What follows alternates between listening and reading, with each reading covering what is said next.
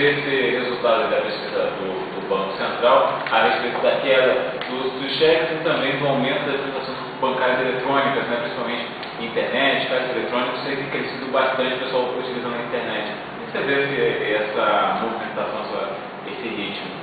Essa é uma tendência que o movimento sindical já esperava. Com a implementação a partir da década de 90 de todo esse sistema eletrônico, a gente sabia que isso ia acontecer e nos preocupa muito porque a tendência é o quê? Cada vez mais você ter menos bancário na agência para atender o público e o banqueiro oferecendo cada vez mais os movimentos eletrônicos, as operações eletrônicas onde o próprio cliente faz a sua operação.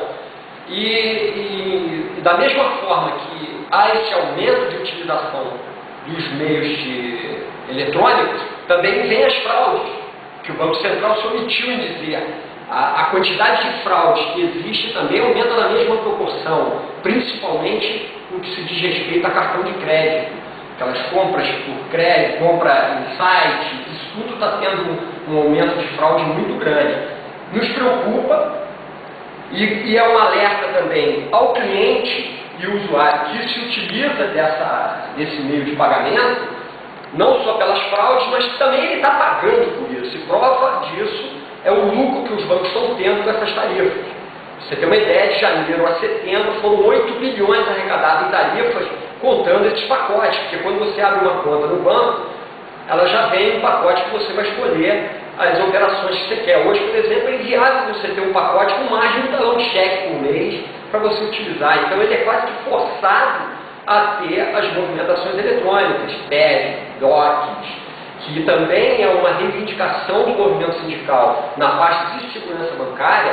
Nós estamos cobrando dos banqueiros a isenção nas operações de transferências de TED e DOC, para que a gente consiga diminuir esse outro problema sério que nós temos de segurança, que é combater a saidinha de banco.